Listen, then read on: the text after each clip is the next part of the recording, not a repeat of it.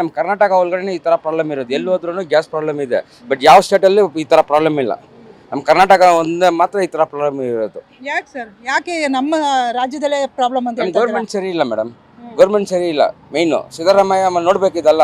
ಇದೆಲ್ಲ ಏನು ನೋಡಿಲ್ಲ ಅಂದರೆ ಏನು ಮಾಡಬೇಕಾಗ ನಾವು ನಮ್ಮ ಥರ ಪಬ್ಲಿಕ್ ಏನು ಮಾಡಬೇಕಾಗುತ್ತೆ? ಏನು ಮಾಡೋಕ್ಕಾಗಲ್ಲ. ಎಲ್ಲಿ ಒಂದು ಬಂಕಲ್ಲಿ ಕೊಟ್ಟರೆ ಇವತ್ತು ಕೊಟ್ಟರೆ ತಿರ್ಗಾ ಅವ್ರಿಗೆ ನೆಕ್ಸ್ಟ್ ವೀಕ್ ಕೊಡ್ತಾರೆ. ಬೇರೆ ಎಲ್ಲಾದ್ರೂ ಕೊಟ್ಟರೆ ಅಲ್ಲಿ ಹೋಗ್ಬೇಕು. ಒಂದು ಬರೀ ಗ್ಯಾಸ್ಗೆ 10 ಕಿಲೋಮೀಟರ್ 15 ಕಿಲೋಮೀಟರ್ ಸುತ್ಕೊಂಡು ಬರಬೇಕು. ಬಂದು 5 ಅವರ್ಸ್ ಇಲ್ಲಾಂದ್ರೆ 6 ಅವರ್ 6 ಅವರ್ಸ್ ನಿಲ್ಕೋಬೇಕು ಗ್ಯಾಸ್ಗೋಸ್ಕರ. ಏನು ಜೀವನ ಮಾಡೋದು ನಾವು? ಏನು ಸಂಪಾದನೆ ಮಾಡೋದು? 120 ರೂಪಾಯಿ ಗ್ಯಾಸ್ ಇದೆ ಇವಾಗ. ಏನು ಒಂದು 36 ರೂಪಾಯಿ ಇದೆ ಇದು ಮಿನಿಮಮ್ ಮೀಟರ್ಸ್. ಏನು ಸಂಪಾದನೆ ಮಾಡೋದು ನಾವು? 23 ಕಿಲೋಮೀಟರ್ ಬರುತ್ತೆ ಒಂದು ಕೆಜಿಗೆ ನಮಗೆ. ಸರ್, ಈಗ ಗೌರ್ಮೆಂಟ್ ಬಂಕಲ್ಲಿ 89 ರೂಪಾಯಿ ಅಂತ ಬರ್ತಾ ಇದೆ. ಈ ಖಾಸಗಿ ಬಂಕ್ಗಳಲ್ಲಿ 150 130 ಈ ಥರ ಬ್ಲಾಕಲ್ಲಿ ಮಾರ್ಕೊಳ್ತಾ ಇದ್ದಾರೆ. ಮತ್ತು ಹಗಲು ದೊರಡೆ ಮಾಡ್ತಾ ಇದ್ದಾರೆ. ಇದಕ್ಕೇನು ಹೇಳ್ತೀರಾ ಮೇಡಮ್? ಅದು ಗೌರ್ಮೆಂಟೇ ಕೇಳಬೇಕಾಗಿಲ್ಲ ಮೇಡಮ್. ನಾವೇನು ಕೇಳೋಕ್ಕಾಗುತ್ತೆ ಅವ್ರಿಗೆ?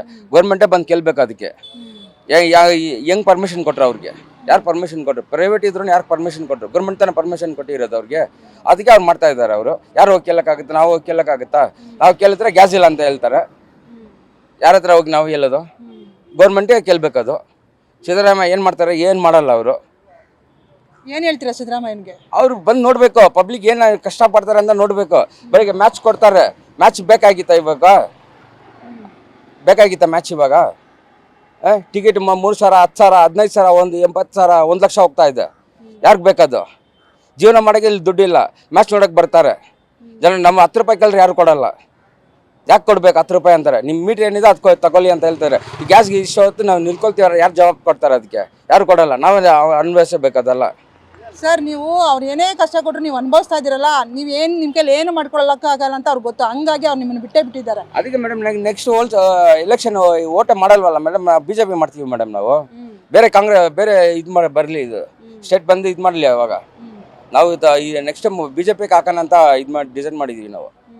ಬೇರೆ ಮಹಾರಾಷ್ಟ್ರ BJP ಇದೆ. ಬಟ್ ಅಲ್ಲಿ ಎಲ್ಲೂ ಪ್ರಾಬ್ಲಮ್ ಇಲ್ಲ. ಅಲ್ಲಿ 25 ರೂಪಾಯಿ ಇದೆ ಮೀಟ್ರು ಮಹಾರಾಷ್ಟ್ರಲ್ಲಿ. ಇಲ್ಲಿ 36 ರೂಪಾಯಿ ಇದೆ. ಗ್ಯಾಸ್ಗೆ ಈ ಥರ ನಿಲ್ಕೊಂಡಿದ್ದೀವಿ ನಾವು. ಅಲ್ಲ ಸರ್, ಈಗ ಮೀಟರ್ ಬಂದ್ಬಿಟ್ಟು 36 ರೂಪಾಯಿ. ಇವಾಗ ಗ್ಯಾಸ್ ಕಮ್ಮಿ ಇದ್ರಾಗ್ಲೂ 36 ರೂಪಾಯಿ ಇತ್ತು. ಈ ಗ್ಯಾಸ್ ಜಾಸ್ತಿ ಆದ್ರೂ 36 ರೂಪಾಯಿ ಇದೆ. ಪಾಪ ನಿಮ್ ಕಷ್ಟ ಯಾರು ಸ್ಪಂದಿಸ್ತಿಲ್ಲ, ಕೇಳ್ತಾ ಇಲ್ಲ ಮೇಡಮ್. ನೋಡಿ, ತಳ್ಕೊಂಡು ಹೋಗ್ಬೇಕು ಇವಾಗ. ಯಾರಿದ್ದಾರೆ? ಬಿಟ್ರೆ ಬೇರೆಯವ್ರು ಬಂದು ಹಾಕ್ತಾರೆ ಗಾಡಿ. ಎಷ್ಟು ದೂರ ತಳ್ಕೊಂಡು? ಇನ್ನೂ 3 ಕಿಲೋಮೀಟರ್ ಇದೆ. ತಳ್ಕೊಂಡು ಹೋಗ್ಬೇಕು ಗಾಡಿನ ನಾವು. ಯಾರು ಕೇಳೋದು? ಯಾರು ಕೇಳಲ್ಲ. ಎಲ್ಲೂ ಇಲ್ಲ. ಎಲ್ಲ ಕಡೆನೂ ಸುತ್ತಾಕೊಂಡು ಬಂದಿದ್ದೀವಿ. ಇಲ್ಲೇ ಇದೆ. ಇಲ್ಲಿ ಬಿಟ್ರೆ ಬೇರೆ ಎಲ್ಲಿ ಇಲ್ಲ. ಇವಾಗ 4 ಅವರ್ ಇಲ್ಲಿ ನಿಲ್ಕೋಬೇಕು ನಾವು.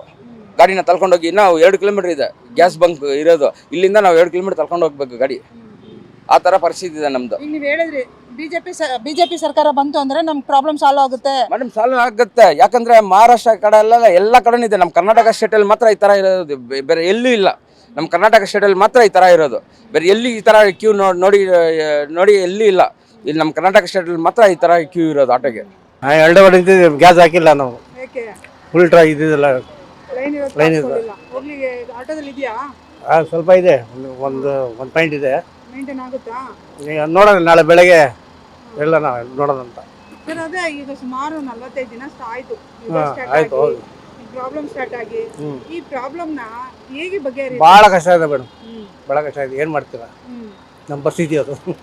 ಮಾಡಲೇಬೇಕು. ಸಂಸಾರ ಹೇಗೆ ನಿಭಾಯಿಸ್ತಾ ಇದ್ದೀರಾ?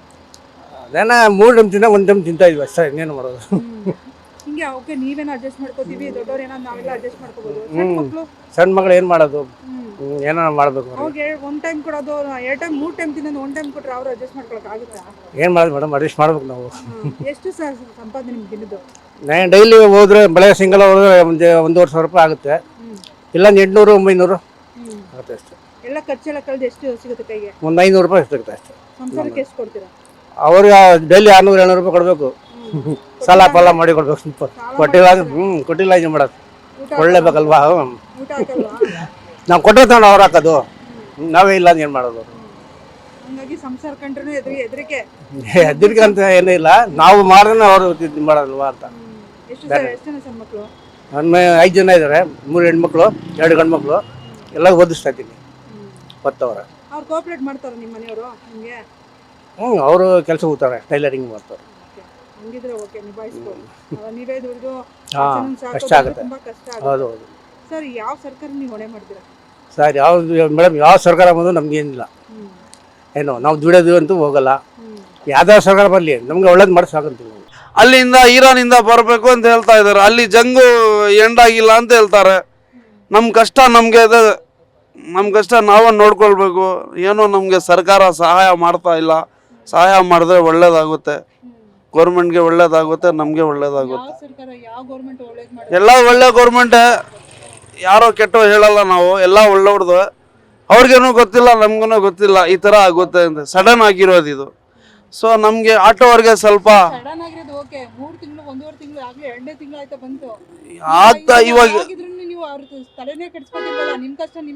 ಹೌದು, ನಮ್ಮ ಕಷ್ಟ ನಾವು ಹೇಳ್ತಾ ಇದ್ದೀವಿ. ನಮ್ಮ ಕಷ್ಟ ಯಾರು ಬರ್ತಾ ಇಲ್ಲ, ಯಾರು ನಮ್ಗೆ ಇದು ಹೆಲ್ಪ್ ಮಾಡ್ತಾ ಇಲ್ಲ ಅಲ್ಲ ಮೇಡಮ್. ನಾವೇನು ಮಾಡೋದು ಹೇಳಿ? ಇವಾಗ ನೋಡಿ, ಇವಾಗ ಮನೆ ಬಾಡಿಗೆ ಕೊಡಬೇಕು, ನೆಕ್ಸ್ಟ್ ತಿಂಗಳು ಮನೆ ಸ್ಕೂಲ್ಗೆ ಹಾಕ್ಬೇಕು ಮಕ್ಕಳಿಗೆ. ಎಲ್ಲಿ ಇದೆ? ಇಲ್ಲೇ ಅರ್ಧ ಟೈಮ್ ಹೋಗ್ಬಿಟ್ರೆ 400 ರೂಪಾಯಿ 500 ರೂಪಾಯಿ ಮನೆಗೆ ತಗೊಂಡು ಹೋದ್ರೆ ಮನೆ ಬಾಡಿಗೆ ಏನು ಕೊಡೋದು, ಮನೆ ಖರ್ಚು ಏನು ಕೊಡೋದು? 1000 ರೂಪಾಯಿ 1100 ರೂಪಾಯಿ ಸಿಲಿಂಡರ್ ಆಗಿದೆ. 25 ದಿವಸ 30 ದಿವಸ ಆದ್ಮೇಲೆ ಬರ್ತಾ ಇದೆ ಸಿಲಿಂಡರ್. ನಾವೇನು ತಿನ್ನೋದು?